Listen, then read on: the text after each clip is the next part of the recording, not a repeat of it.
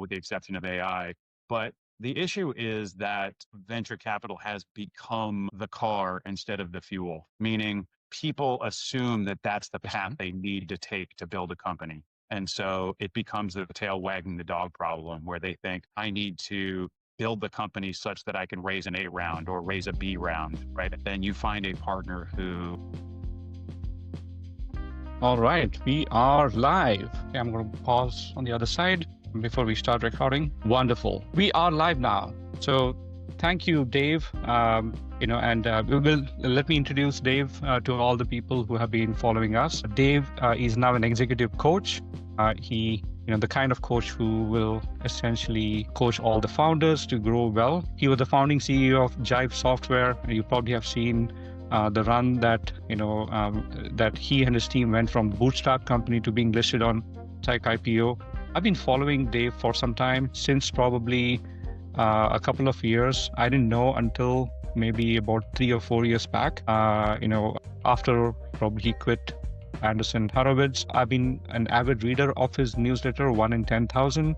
And very recently, I met him in person at a Seattle event, and then I was able to actually meet him in person and being able to correlate. Super excited to have Dave on the call here. Dave, thank you for joining in. And our today's topic is the future of SaaS, investments and innovation. And we will have a 3-part series. Before we do jump in, Dave, any thoughts? Maybe did I do a good job in introducing? Did I leave out some things? Yeah, you did a great job. Yeah. So I was a former entrepreneur. I kind of think about it as I was a happy entrepreneur when we were bootstrapped and everything was going well. I was a stressed entrepreneur when we were fueled by venture capital and trying to get on a path to going public. I was a lost soul after the IPO, like a lot of post-exit founders trying to figure out my way in the world. And now I'm a really happy camper again, getting to do executive coaching, supporting other CEOs and founders, and writing books and speaking, doing all these things that I really love. So happy to be here. Yeah, looks like you've been there or done that, and now you want to be, slightly on the back seat, but pushing all the founders to do the right things. So I think, in our today's conversation, we'll have a 3-part conversation, if you will. The first part, would be about working with investors, figuring out working with customers, and the conflict that has arose in the last couple of years, primarily with the growth at all costs kind of things. We'll touch upon the second conversation, which is the waste in the venture capital. And Dave has been writing prolific on why is venture capital not a great thing for many, many, many founders. And he's got some playbook around in his head. I will try to extract as much as possible from him. I will touch upon, some of the emotional aspects for the founders to be able to go work with their customers, figure out an emotional market fit. Let's get started with the first one. Dave, I heard your talk, at Founder Nexus in Seattle. It was eye-opening in at least 3 levels. I think the first one you mentioned about the conflict between taking money from investors versus, pivoting your entire SaaS company to really help customers achieve, their jobs to be done. You talked very eloquently on when should you take money versus not. Could you maybe highlight what's happening out there today, and how did you form that view that, you should focus more on the customers rather than the investors? Whereas when we talk to many of the SaaS founders out there, especially who are trying to raise money, they pivot their entire pitch decks, their entire product, their entire traction, just to win the investors' attention, not so much as the customer attention. Any thoughts? And I would love to hear more on that subject. That's great. Yeah. And, I'll start off by saying I'm not against venture capital in general, right? I think it's actually a pretty valuable asset for a company. It's a part of the ecosystem. A lot of companies do need to grow more quickly, and they need smart people to help them do that. I'm against what venture capital has become, how big it's become. When I came out of college 30 years ago or so, it was maybe $8 billion a year, and now it's along the lines of $330 billion a year. Now it's obviously dropped precipitously in this last year, with the exception of AI. But the issue is that venture capital has become the car instead of the fuel, meaning people assume that that's the path they need to take to build a company. And so it becomes a tail wagging the dog problem where they think I need to build the company such that I can raise an A round or raise a B round, right? And that becomes the thinking. And so instead of building based on the organic pull of the market, which is where the greatest companies are built, companies are trying to orchestrate themselves to look good for VCs to get investment. And it's a huge problem because they're scaling prematurely, they're growing in the wrong ways. And I wrote a book about startup failure, about Hmm. how to transform stuck startups. So I talked to hundreds and hundreds of stuck or failed startups and their leaders. And it was the same consistent pattern, which is psychological blind spots that led to scaling prematurely. And if the leaders and the CEOs were able to see what was really going on and work through some of those challenges that were causing them to raise too much money, then the likelihood of a much better outcome for everybody and a more enjoyable ride would be tenfold what it would be otherwise if you just blindly raise venture capital. Maybe let me ask this in a slightly different note. Could we do some kind of a role play? I'll be the devil's advocate in trying to see whether venture capital is good or bad. And I know that you have a viewpoint on premature scaling, but let me ask a little about, isn't this a good thing that venture capital is now so big that entrepreneurs from all sizes and shapes, and not just very limited to the entrepreneurs in US, in Africa, in Asia, they have access to some ready capital, which they did not in the last maybe 15 years or so. The access to the capital has really funded a lot of innovation across these spaces. Isn't that a bad thing?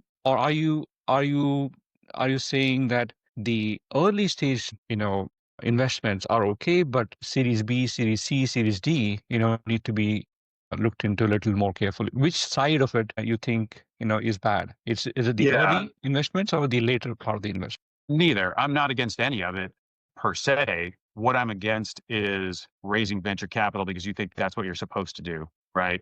What I'm for is raising money when it's irresponsible not to, and when it is following the lead of what the market is pulling the company towards. In other words, I could try to put together a story. This is what happens a lot is that entrepreneurs will try to raise money. So they'll put together a story, and to put together that story to raise money, they have to really make big promises on what they can deliver. And they set a very high bar for what they're going to do as a company. And then once they get that money, they're signing on the dotted line saying, that's what I'm going to go do for you, Yeah. investor. Right. Versus a company that's saying, our people can barely keep up. Our services people are stretched.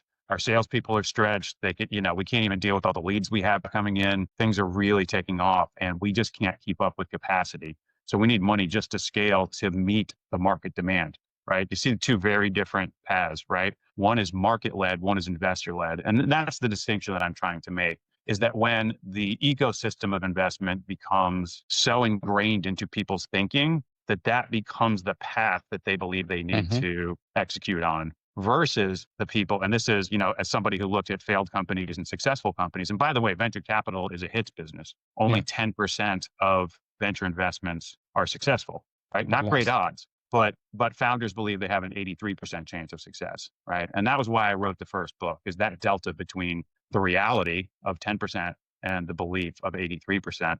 So again, I'm not against venture capital, but I do believe it's become so big that it's become the lemming-like path that people are trying to take to build their companies, as opposed to being really good at listening to the market, at capitalizing on a beachhead market and being the best in the world at one thing, as a being long-term oriented. And those great companies can walk, walk, walk, and then sprint, right? The companies that raise too much venture capital are trying to sprint out of the gate and Yeah. go right after a big market, and they kill themselves trying to do so. Interesting observation. So, I think there are a couple of definitive factors. There's a secular aspect of there's more money in the market now, and about half that money in the market from a VC standpoint is now getting more and more into AI companies. But the other half still remains, and it is spread out more at the bottom part of the segment, which is in seed stages and Series A stages, not so much in C and D and E,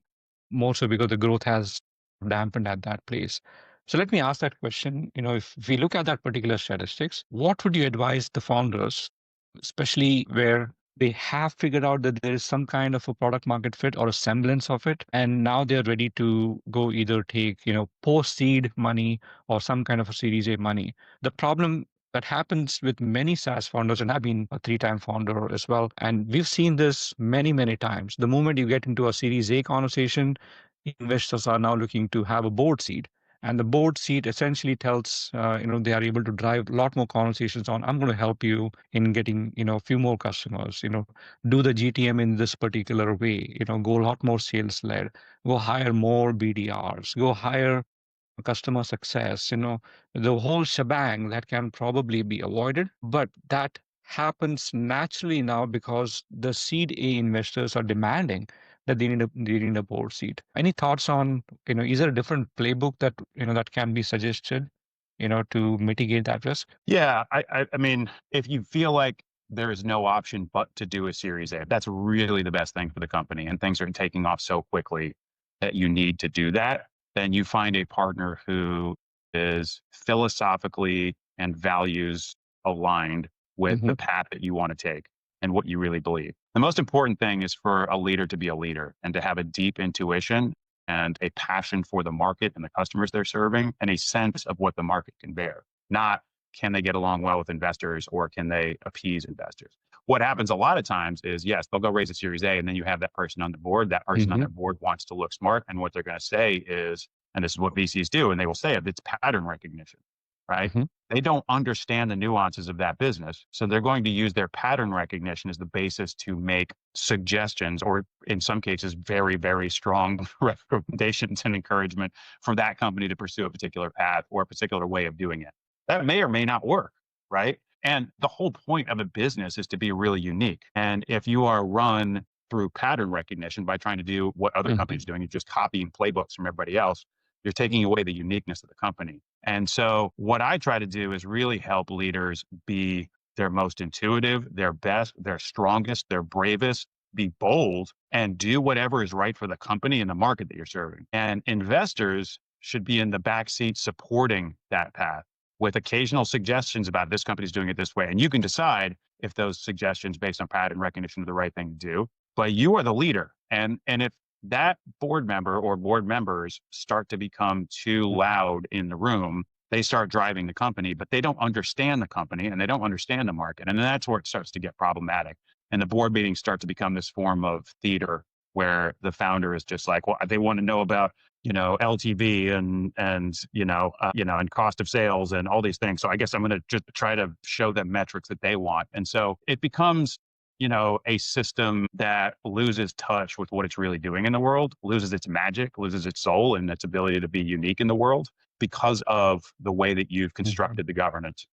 Could you maybe give an example of a situation like this that you mentioned about in maybe as you work with some founders in the recent past, as well as maybe your own personal experience at Jive? Have you experienced this tension wherein investors are pushing for a certain specific thing where the founders may or may not necessarily have the DNA, or the company may not have the DNA to do something of that sort? Any thoughts, any stories that you could share about this conflict itself? Yeah, I mean, I work with a lot of younger founders who typically come from the product side, and Hi, by the way, it's I think some of the people that you have worked in the past are on the call. Robert Monge, he's saying hi to you, and he's mentioning oh about the customer advisory board that he was part of, yeah, and at he's Jive way experienced some back of these when. things. Yeah, Correct. yeah. Oh, that's great. Yeah, and certainly at Jive, I ran into this. I was insecure. I set the company off on the wrong direction. And yes, we talk about it went public, but I also talk about the fact that we were doing the same thing that Atlassian was doing in the early days. It was just they were Hmm. a couple guys, we were a couple guys in the early days, and we kind of were on the same path. And then my fear and insecurity caused me to raise money from outside investors and to go sell to the enterprise and kind of took the business in a completely different direction that was what the market told me to do, what the playbook said was the right thing to do because I was insecure. Right. And so I let go of all that all our old customers, all what we used to do for the sake of, chasing the golden ring. And ultimately, even though we grew really fast over the next several years, the company went Hmm. public, it fell off track eventually because it had lost its way. And, Atlassian went on to become a $50 billion company. And so I got to watch that play out. Right. And that was obviously, on a large scale because the company went public, but it doesn't matter. It's the same thing that happens, right? Is that founders can believe that they need to just listen to the investors in the room because these are really experienced, smart people who have been through this many times. And a lot of the energy that they put forth, if you look at the pie chart of their life and the time they spend on things, how much of that pie chart is spent on doing what the investors want you to do and of trying to Mm. deliver the metrics that the investors want, as opposed to really getting a deep sense of the market and experimenting and testing and innovating and learning and growing, because those are the great companies, the ones that can be thoughtful and take time and patience and use discipline to get to a place where they finally crack the code. And once they crack the code, sure, then maybe it's the right thing to get investment and to move things forward. But that's just unfortunately rare. So I don't know if I answered your question, but that's the pattern that I see happening over and over. Yeah, I mean, I think maybe there's a middle ground, right? So you still need, for all the experimentations, for all of the things that you want to go try out, you still need some money or some cash, for you to go try it. And maybe that's where the lean towards investors happen. We have a question from the audience, and had the same question that I wanted to ask you. Could you share maybe some early signs that you have seen when a SaaS business is becoming a lot more investor led rather than being customer led? Any early indicators that you can see? If you were to sit on a board, what would you observe that, hey, you guys are now tilting a lot more towards pleasing the investors rather than pleasing the customers? Any thoughts on that? Yeah, I think oftentimes it is like if I'm sitting in the board meeting, I can tell when somebody is presenting to appease the board, kind of what we talked about, that form of Hmm. theater that we talked about. When they are trying to expand too quickly, you can tell like when somebody's done one thing really well and they have a beachhead market, even if it's a really small market, there's one thing they're doing really well. And oftentimes when I come into a company, it's saying, stop doing these other things. Let's just get back to your core. Let's get back to the essence, this thing that you're the best in the world at, and let's do that for longer.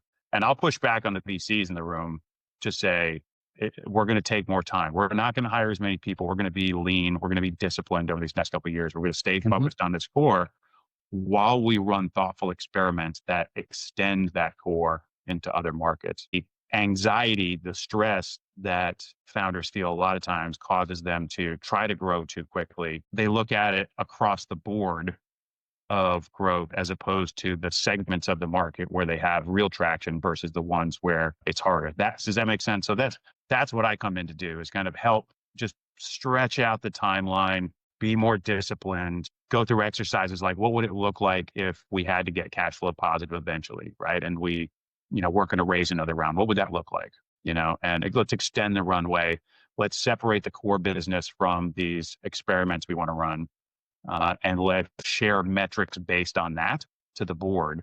And let's get them excited about the long-term vision and celebrate metrics which are around learning rather than just scaling, because that's where things start to go sideways. So, I think, I've been involved in companies growing organically at 30% a year, and Hmm. it's awesome. It's great.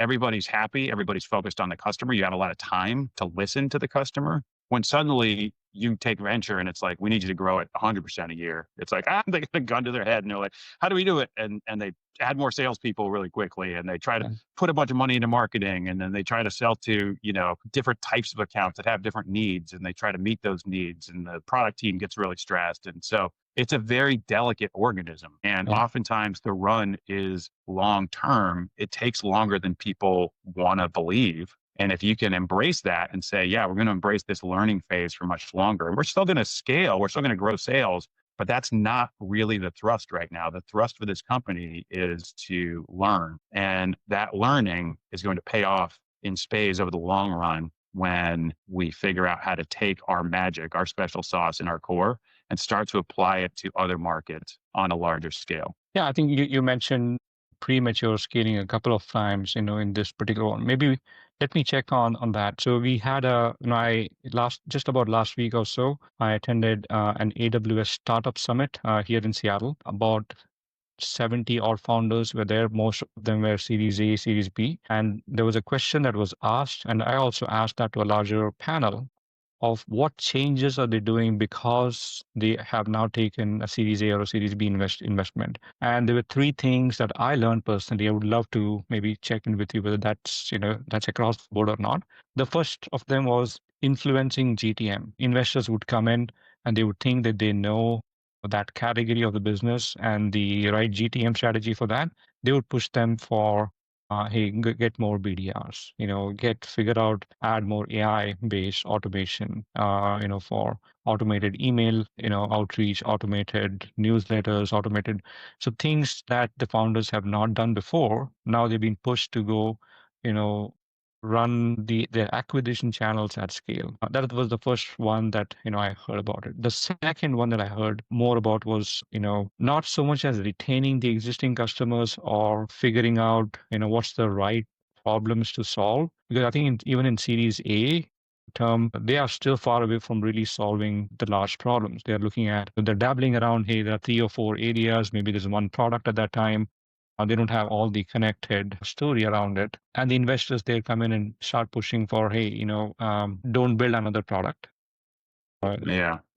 Don't build another product. You have something that is going on well. Just focus on a single product and scale that rather than dividing your focus on multiple products. And many of the founders are like, hey, I know I can, instead of me adding a new SKU here, I can actually go build a new product. And then 2 years later, that can be, a larger winner than the current one. But they get pushed back, on that. So it's a multi-product strategy that gets bogged down because of the investors. Investors want to essentially grow at all costs on the one that they have invested, not on the new one that the founders are talking about. Have you seen that yourself, or is that just new very recently that I'm experiencing with the founders I'm meeting? On the second product problem, yeah, I think so. I think investors have a certain timeline. They often can see their world as how much time am I spending with this company and what's the time value, what's the value of that time that I'm spending on it. And therefore, I don't want to just go back and rewrite everything. Are we really sure that's the right thing? So I have seen that come up for sure.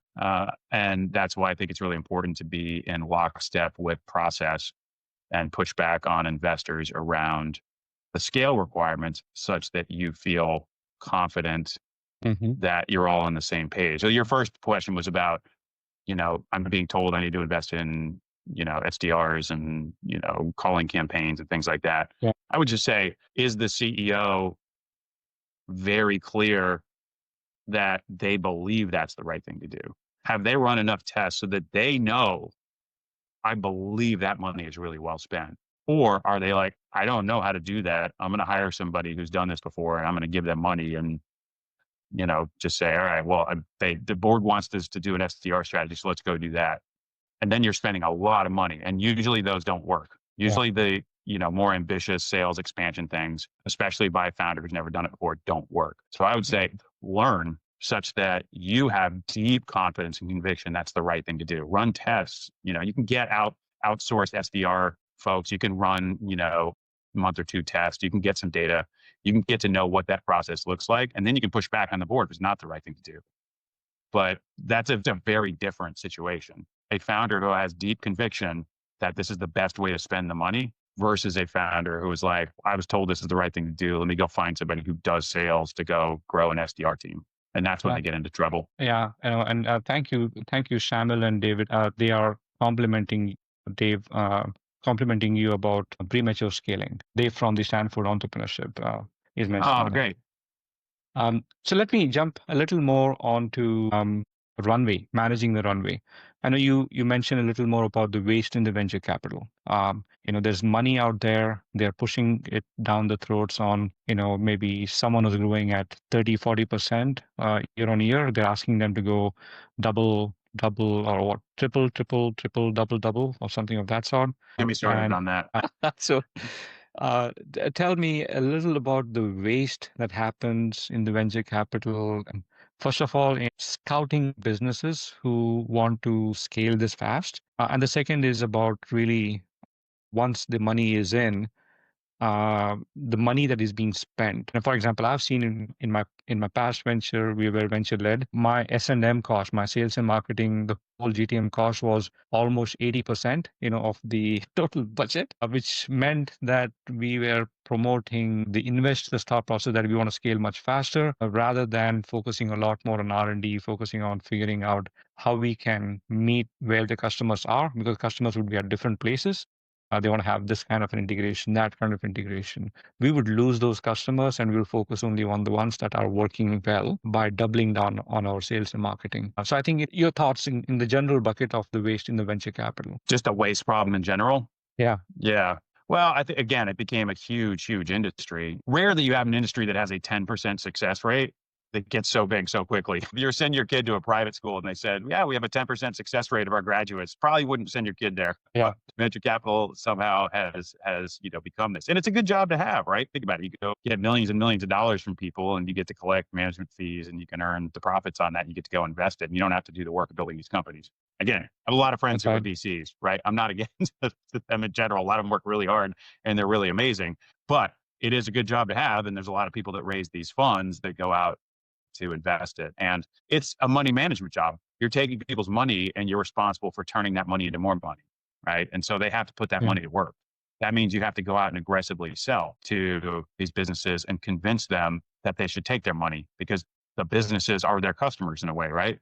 So now that you've got this massive industry of a lot of smart people who are going out and selling why they should be the investor in these companies, it's deafening, right? Just the amount of emails that founders get now from all the firms from doing their cold outreach, and it's nice to talk to smart people who get business, and it can feel really good to feel wanted, and I get that.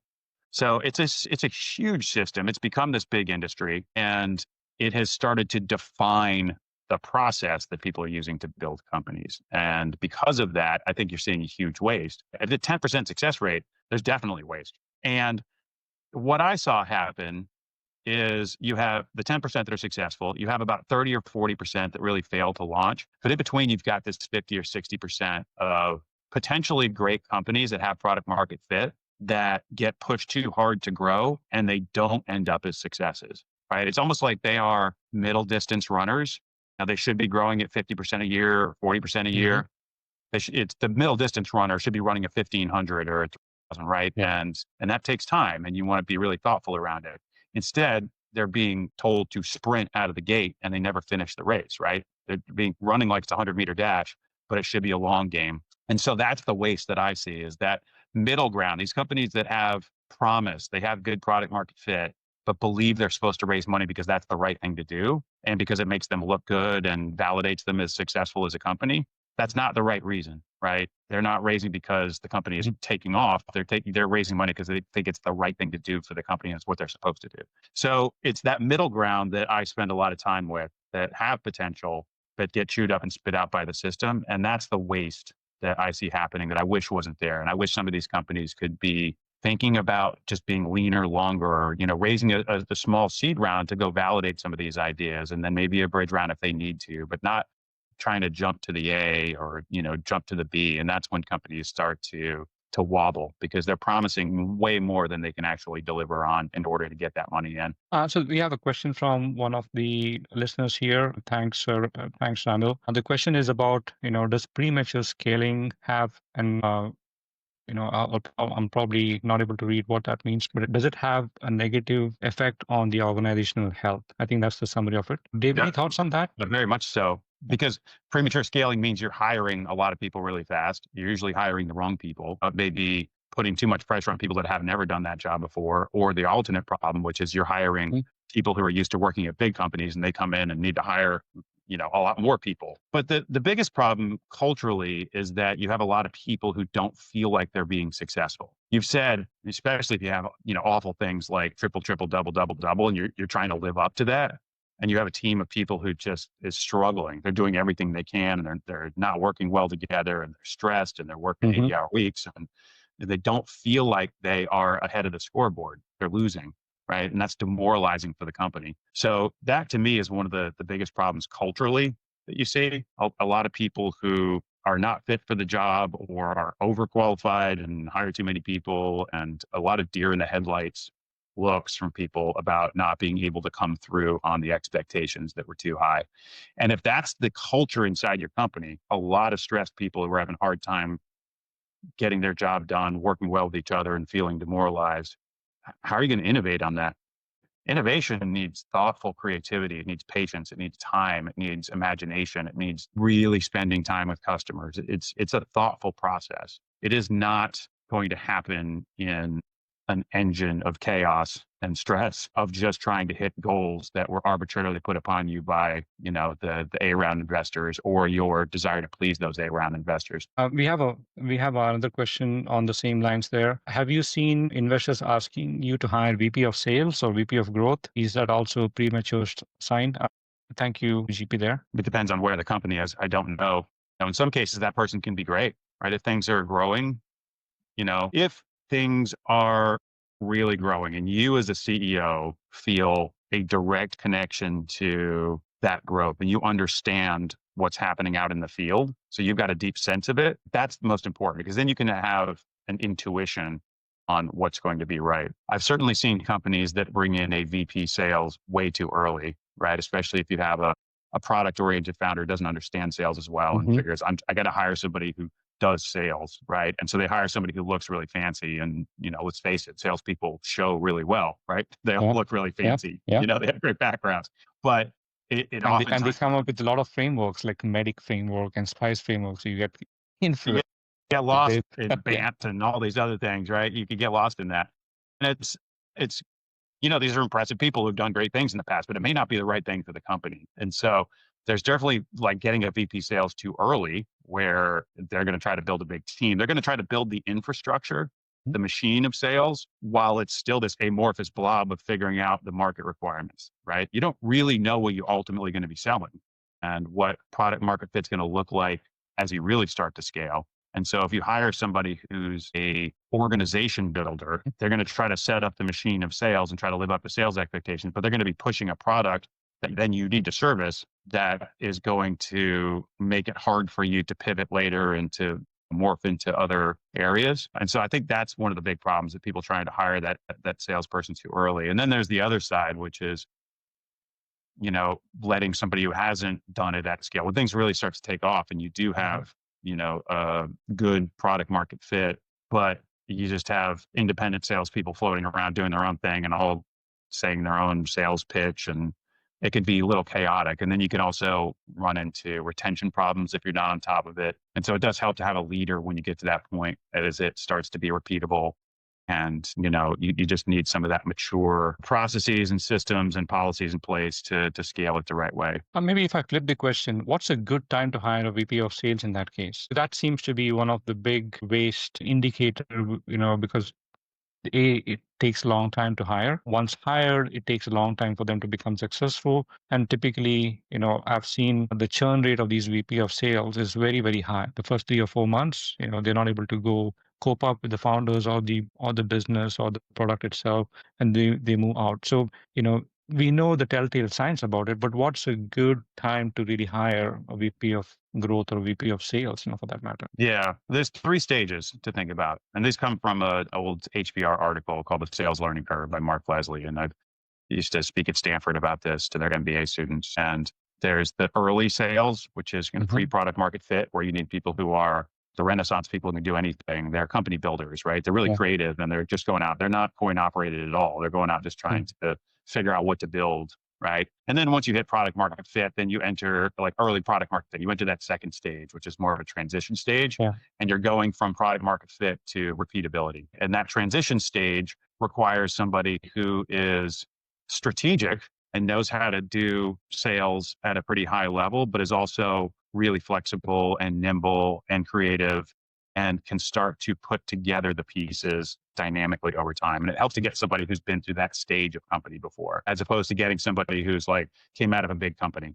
I've screwed this one up personally, so I know that pain, right? That transition phase is the most challenging and it's the biggest opportunity to do really well, especially in software, since you have a SaaS audience, right? It's like, all right, you figured out what you're doing in the world. Maybe you're starting to appeal to a certain market and your salespeople are at least doing enough deals. They're not going to be hitting normal quotas that you might expect, but you've got product market fit. There's something you can sell. Going from there to repeatability requires deft execution and a balance of that creative energy from the early stage and that mature strategic energy from the later stage. And that's the third stage is more that, more execution stage where it's like, now you get the coin operated salespeople and you start really cranking things up and it's much more repeatable. And, it's a system that you understand how the inputs create the outputs. Does that make sense? So I Yeah. would say, in answer to your question, it's different for different phases. And the VP of sales in that middle stage, if you're early on, I would look for somebody who is building their career, who has seen what this looks like in a similar company, exactly this stage that you're going through. And, they can maybe make it to that third stage. And if not, it's okay. Right. But that to me is where you have to find the right VP of sales and where it's going to make the biggest difference in a company's trajectory. Got it. Okay. I think, I think I'm just summarizing it. So VP of sales, your recommendation is if there's a VP of sales who's gone through that particular journey, that's probably a lot more healthy to get him. If instead of you getting someone from a larger company, much maybe 10 times larger than you, and they've not actually gone through this 0 to 1 or 1 to 10 kind of a journey, they have a higher chance of getting booted out. So we have a question on a waste. Looks like there's a lot of questions on the waste. Maybe we'll come back to it, maybe at the end. Let me jump into the next conversation. And Dave, you've written a lot about emotional market fit. I've seen, a couple of your small LinkedIn posts and a long article in your blog. Could you maybe share your thoughts on what is emotional market fit? Maybe expand on that particular concept because that's new. I think I did Google in a perplexity search to see who else is talking about emotional market fit, and there's only like 3 or 4 people. I forget the others, but yours keep on coming up in the perplexity search about the emotional market fit. Could you maybe Good, share because your I just thoughts came up on? with it randomly, but it was, yeah. So I feel like, especially for software companies, there is it's getting harder and harder to create a moat, right? Especially at a technology level. So as AI starts writing the code, which it's already doing, and has got, massively different code coverage than it had even a year Mhm. ago, that it's very hard to use that as the moat. And so what are you really doing? And we came from an era when it was looking at a market landscape and saying, okay, who are all the players and what roles are they filling and that kind of thing. And it was very pragmatic and technical in nature.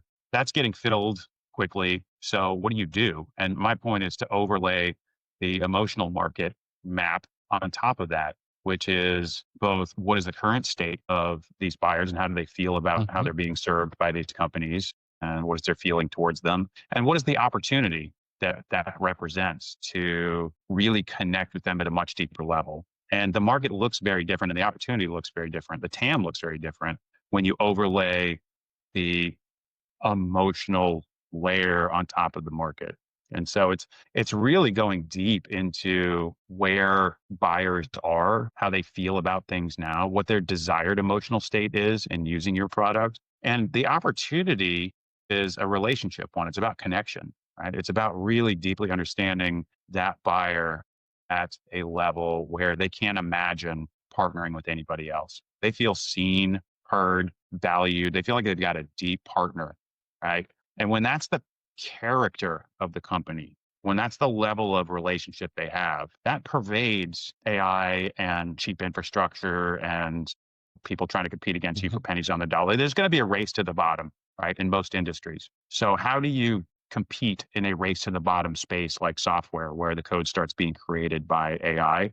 You start thinking about the people, the human connections, like the relationships that can hold these business together, what you're actually doing in terms So, of I how. mean, are you saying that the emotional connection happens when you're touching the customers at this software, this piece of code, doesn't matter whether it's been written by humans or AI, is helping you do your job better, and telling that story associated with it?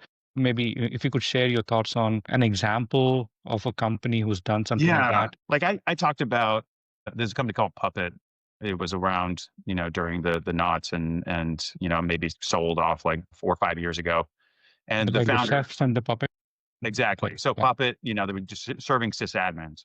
Yeah. And early on, they made a decision that they called their Iron Man versus robots decision, Mm, meaning, are we helping the sysadmins become Iron Man or are we replacing them with robots? Right. mm, And that was a big values based decision. And they went with the Iron Man. They were like, we care deeply about it. I've been in this role as a founder, Luke, the guy that I interviewed. And everything he did was in that vein of saying, we're going to make you the hero. We're going to give you a seat in the room that you don't have right now. We're going to give mm, you credibility. We're going to make you the hero.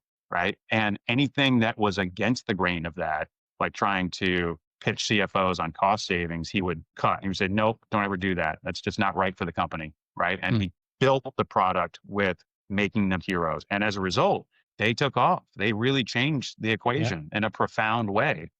And it became a really big company. And a lot of that was due to that emotional connection they had with the people they were serving. Right. And then they hired a lot of other sysadmins to work at the company. Right. And so if you're a sysadmin buyer and you're like, they get me and I love their people, they know exactly what it's like to be me. And they're making my job much easier. They're making me look really good. They're giving me this powerful position that I didn't have before. Right. That's emotional market fit. That's the thing that I'm talking about, where from day one, you are seeking to create an experience and a relationship that is very hard to break through for other companies. And that's becoming incredibly important now when people can just Yeah. copy the software. Yeah. So I think, that playbook was replicated, if I remember correctly, by HashiCorp with Terraform. It was replicated again by this newish company in Seattle. I forgot the name. And then by Azure Resource Manager, wherein it'll say, hey, here's a sysadmin and will give you a rocket ship to sit on top of it so that you can go faster. I've seen some of those ads. So I think there is a sense of what you're saying, that if you have an emotional connection with the end user whose life is going to be empowered by the software, and that's the emotional market fit that you want to achieve, and that's the value-based system that you're recommending. With that, did I Yeah, trivialize it too I think much, it or am pervades. I? Software is a part of it. It's infused Yep. in literally everything you do. It's your professional services. It's your customer service. It's the events that you throw. It's the content that you put out. It's your perspective on AI. It's how AI, like and your, agentic Yeah. experiences, like how they're programmed. What's that personality and how does it? So it literally pervades everything you do. And it's not just you saying, I think this is cool. It's you having such a profound understanding of the inner life of the buyer that you're serving that it just is woven into the fabric of that company's entire experience. Everything from its brand and its stories and its strategy and messaging, its sales, its marketing, it's software, its features, right? And that's very hard to copy. And if people try to copy it, it looks stupid, right? Because if you have a company that's got a lot of personality that is built on that relationship with that buyer and it's integrated in everything you do, a company that comes along and tries to copy that is going to just look like a copycat. It's like copying someone's Yeah. personality. You're the guy that wore the leather jacket in high school and then, you're known for that. Somebody else tries to wear the leather jacket. It looks kind of silly. It's like that, right? But at a competitive level, and I think that's just becoming increasingly important. Yeah. So, there's a twist to this, and maybe let me ask that question. How does a SaaS company maybe express its value proposition, on the emotional market fit, especially if they're going to replace, a bunch of these users? For example, Cursor, is saying that, hey, if you use Cursor now, you would need lesser number of software engineers, right? So you will be able to go have the same productivity of of a 10, 15 member team with just one or two people. The same is the case that's happening on the AI SDR world, right? You don't need so many SDRs anymore. You can actually go replace at least 50% of them using AI. And that's an example where, Salesforce, Mark Benioff essentially talked about that everyone's now going to be an AI agent. The sales, they're going to, reduce the number of, sales people within the organization. And that has a ripple effect across the board as well. How do you achieve the emotional market fit when something is going to be replacing the actual end user that you are promoting to? Yeah, I think it's going to come up regardless. So I would say, Hmm. are you helping if this is just going to happen regardless, Hmm. does your product help some of these people be repurposed or to perform functions that are actually going to be useful in this new world? Right. That can certainly be part of it.